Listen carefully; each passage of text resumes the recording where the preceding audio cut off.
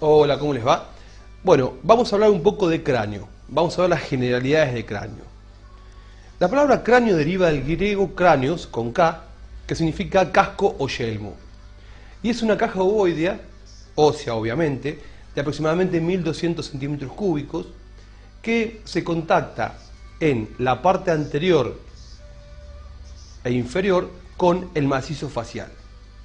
De esta manera, cráneo y cara forman la cabeza ósea. El cráneo está formado por 8 huesos, de los cuales 4 son impares y ocupan la línea media, y de adelante hacia atrás son frontal, etmoides, esfenoides y occipital. Y 4 son pares, dispuestos 2 y 2, 2 laterales y superiores, que son los huesos parietales, y 2 laterales e inferiores, que son los huesos temporales, derecho e izquierdo obviamente. Los huesos de la cara los vamos a ver cuando estudiemos macizo facial, así que ahora no les damos importancia. Una cosa que quiero recalcar es esta línea imaginaria que aparece acá, que corresponde al límite entre bóveda y base.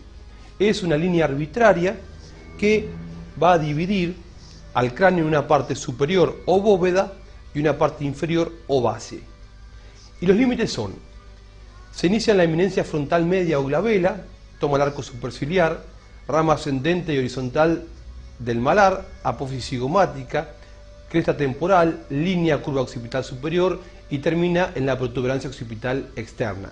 Después da la otra vuelta por el otro lado. Acá tenemos los límites escritos.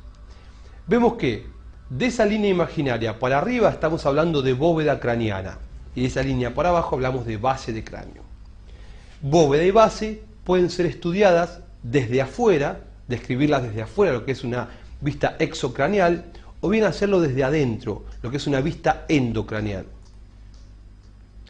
Respecto de la arquitectura de los huesos del cráneo, vamos a ver que están formados por 2 tablas separadas por un tejido esponjoso central.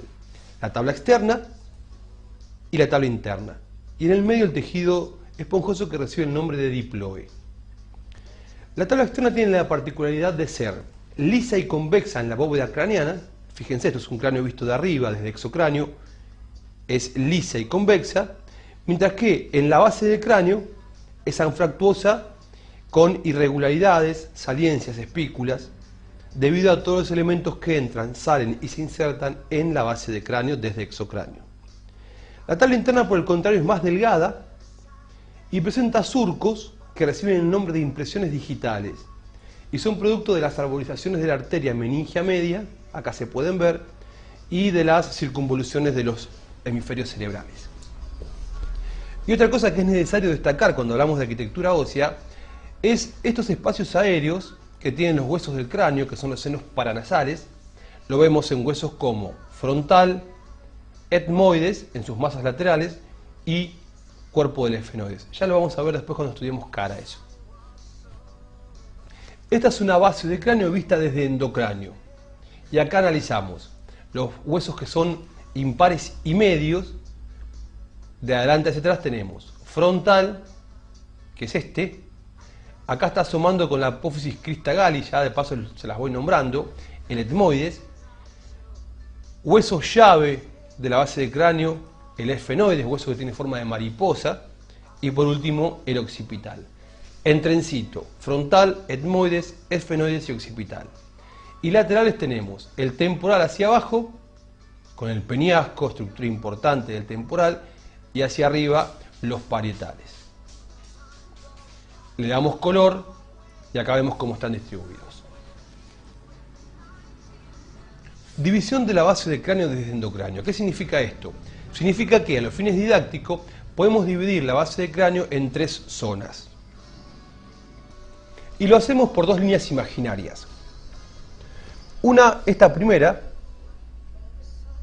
que corre por el borde posterior de las alas menores del esfenoides, las apófisis clinoides anteriores y el borde anterior de la silla turca, y del otro lado lo mismo, clinoides anteriores y borde posterior del ala menor del esfenoides. Y una segunda línea que va a correr por el borde superior del peñasco del temporal, las clinoides posteriores, el borde posterior de la silla turca, las clinoides posteriores del lado izquierdo y el borde superior del peñasco del otro lado. De esta manera tengo la fosa cerebral anterior, la fosa cerebral media y la fosa cerebral posterior.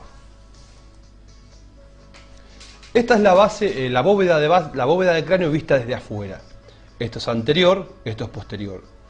Este es el hueso frontal, los dos huesos parietales a los laterales y el occipital hacia atrás. Acá tenemos los parietales. Vamos a encontrar una sutura, que es la sutura frontoparietal, una sutura media y otra parieto occipital. Estas suturas reciben el nombre de sutura coronal para la frontoparietal, sutura sagital para la interparietal o parieto parietal y sutura lambdoidea para la sutura parieto occipital. Lambdoidea. L-A-M, lamb, doi, D-O-I, dea. Ya que no se las escribí, se las deletreo. Una cosa que tenemos que destacar son los puntos suturales. ¿Qué significa eso? Son puntos donde se unen más de dos huesos. Acá tendríamos uno y aquí tendríamos otro. Y se llaman bregma el anterior y lambda el posterior. Si lo miramos de lateral, vamos a ver que tenemos acá un punto sutural entre frontal, parietal, temporal y esta parte de aquí que es el ala mayor del esfenoides, que se llama pterium. Y hacia atrás tenemos otro punto sutural entre el parietal, el occipital y la porción mastoidea del occipital, que se llama asterium. Pterium y asterium. Entonces, los puntos suturales son 4. Bregma, lambda, pterium y asterium. Y por último, volvemos a recordar los límites entre bóveda y base. Acá un poquito más grande. Se inicia entonces en la eminencia frontal media glabela, toma el arco superciliar, la rama ascendente del malar, la rama horizontal, la apófisis cigomática, la cresta temporalis, de ahí salta a la línea curva occipital superior y de esta llega, o con esta llega, a la protuberancia occipital externa. Y acá les marcamos frontal, parietal, occipital, temporal y esfenoides, ala mayor del esfenoides. Muchas gracias.